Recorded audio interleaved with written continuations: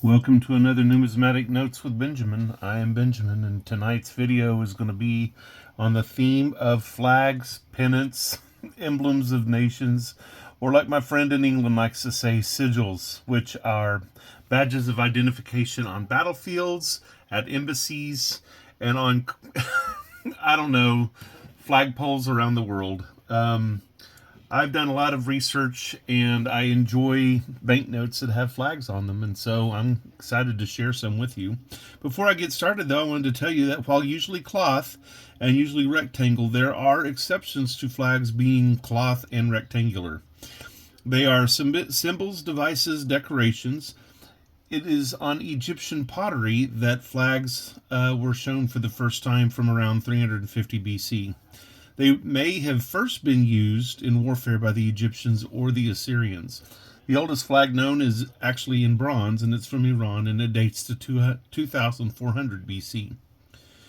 The oldest flag that we might be familiar with nowadays is actually that of Denmark's. Their flag dates from 1478.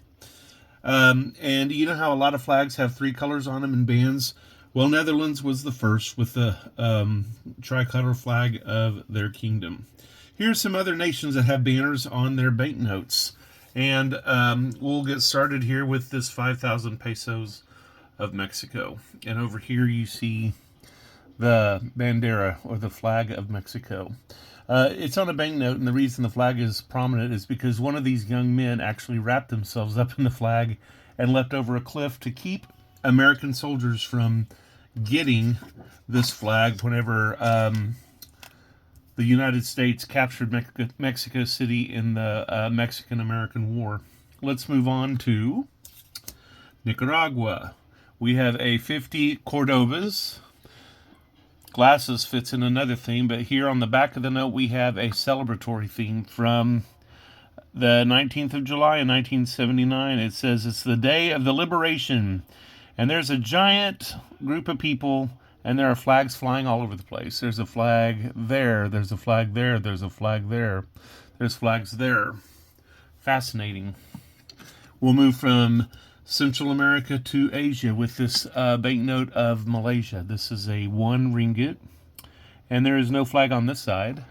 You find it on a flagpole that is part of a statue on the back of this Malaysian banknote. Kind of neat. One would assume it's the Malaysian flag. We're going to go from there to the nation of Congo. And this is a used note, and it's one of the used notes that I enjoy very much because, well, it's just very poignant for me. We have a picture of the flag of the Congo being waved by Patrice Lumumba, who, within a short period of time of this the scene celebrated on the note, was kidnapped and murdered by Belgium and by the other members of government. It's a pretty sad thing, but there's a very vivid color of the Congo. And there's a longboat being rowed. The back kind of makes me think of some Asian scenes. Here we go with Fiji. It's a vertical note, so let me adjust it accordingly. There is the flag of Fiji flying behind one of the athletes who helped the rugby team win a gold at the Brazilian Olympics. The flag is not on the back of the note.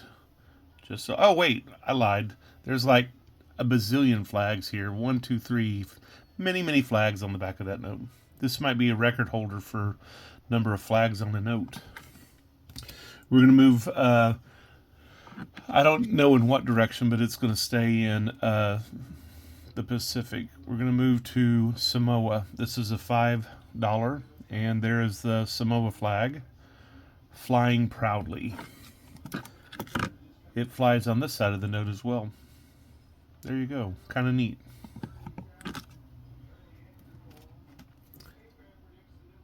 And I wonder if it's some sort of offset register because the flag is flying the same way. If you held it up to the light, you might see it's an offset register. Don't really know. Here is an overprinted Philippines 100 peso, and the flag appears on this end of the note.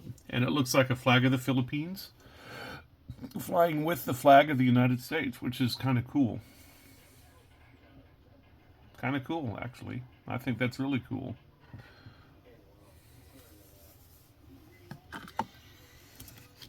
We're going to move from there to the Solomon Islands, and we have a $20 banknote in this case, and you can see the flag of the Solomon Islands right there, waving in the breeze. The back of the note has no flag, so we just have the flag that appears on the front of that note. You know what? I just realized. Look at that. Does that look like a turtle to y'all? I bet you I should include this note in my turtle theme someday. Back to the Philippines for a 2 peso. And in this case, the flag must be on the back side of the note because I don't see it on the front. And sure enough, there is a flag of the new nation being waved from the balcony. In fact, there's a specific date, and it looks like in Tagalog it says Balcanahi ng Mansiong Aguinaldo. So it might be when Aguinaldo waved the flag on June 12th, 1898. We're going to stay with the Philippines for this 20 peso note of the Philippines, and here we have a flag, or we have a design that makes me think of so many of those beautiful old Brazilian banknotes, but here we have an allegory of some sort, bright sun, and there's some flags right there, a little bit different than the flags we saw on the other note. Something about the Cartia of the Katipunan and the Balintawak Monument. So it looks to me like you could still go somewhere in the Philippines and see this monument here where there's a flag, but then I don't know that that would be part of it. But it's still beautiful. Now here's something poignant. Here is a Jordanian one. I'm going to assume it's a dinar. And on the back of this note is some sort of camel brigade, and it was you're not going to believe this. This scene dates from the Great Arab Revolt, which was when, you may have heard of Lawrence of Arabia helped out, but when a lot of the Arabs joined forces and got rid of the Ottoman Empire, Turkey. And this is a flag from this time period. And there's something else you might not notice about this flag. This flag has been adopted by the Palestinians. So ask me how the flag of the Palestinians is the flag that was flown by what became Jordan in the Great Arab Revolt. And you might have to ask yourself a few cogent questions. That's not the point of this video, but I wonder how a Jordanian flag became the flag of Palestine. And if that's really the case, you have to wonder if Jordan wasn't really the Palestinian state. And how interesting that Turkey is such a blind supporter of them nowadays. I need to shut up because, yeah, I just need to be quiet. Okay, here we go with Haiti. And this banknote reminds me of the United States because we have this idea of Betsy Ross sewing the American flag.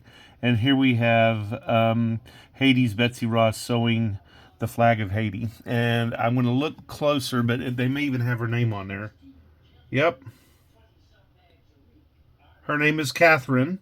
And it says Catherine Flan Arcahaye in 1803. And there she is sewing and creating the Haitian flag. We're going to move from there back to Asia.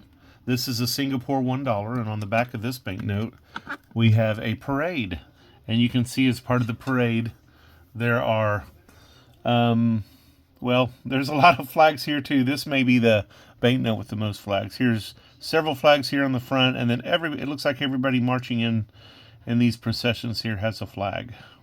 Well, you should always fly your flag and not be afraid to do so. Let's move over to Hungary. And this is interesting one. I've always liked this note. This is a 500 forint, and I really like the guy on the front of the note. My friend Alex from Belarus is going to laugh, but he's wearing a big-ass fuzzy hat, which is the souvenir I hope to get from Russia someday. And on the back of this banknote, look at that beautiful castle / palace in the background. And if you look through the holes in this flag, this Hungarian flag, you can see parts of the palace. So we have the flag flying, but in some ways it's like the giant flag that flew over Fort Scott and inspired Francis Scott Key to write the words to our national anthem. I always feel like that, even though I'm looking at a banknote of Hungary. And I assume that this date of October 23rd, 1956 has to do with why this flag has holes in it and why they're showing the castle in the background. Let's move back over here to Libya. This banknote is a post date of the time of Gaddafi, and it is a 1 dinar. And you can see on the front a bunch of people here. I mean, you don't hear about them in the news, but maybe they're still celebrating the fact that Gaddafi's gone and that their nation's in civil war and that their quality of life is even less. Who knows? But here we have some lovely flags being waved back and forth. Beautiful note. I was glad to get it. And here on this side, the same note we saw in color, along with doves of peace. Doves of peace. The first time I ever ate a dove was whenever I was in Egypt. I'm just going to say that about doves of peace. We're going to move over here to a 10,000 pesos argentinos that has been counterstamped to be 10 australs. And on this side of the note, the main design is lathe work, but if you turn it over, we have a lovely military scene. And as part of this military scene, we have cannon, we have drummer boys, we have officers with their swords pulled, and we have the banner, or the Bandera de Argentina, flying right there in the center. We're going to stay with Argentina and look at a more recent dated 50 pesos. The 50 pesos that I think is them trying to say that they still claim and own the Falkland Islands. And on this side you have a military personnel waving a flag of Argentina, and I would assume that that's a scene from the Malvinas. I don't really know. It seems like a lot of these flag notes are tied to military battles and such. Okay, here we have a Tajikistan banknote and 1,000 rubles. And flying high over that government building is the tricolor of Tajikistan. You can see the badge in the middle of the white field.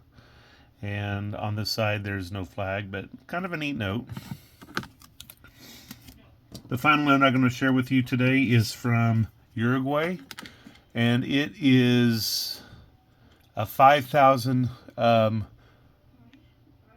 new pesos. And on the back of this note, we have a lovely colorful scene that for some reason, based on the color probably, it makes me think of that old Costa Rica colorful 5 peso they have. But here we have a scene, and we have a number of banners and people celebrating the Constitution of 1830. Kind of cool, huh? So I just want you to take a look at all those banknotes that have flags on them, and forgive me where my eyes are, because I don't know where I'm supposed to look on this.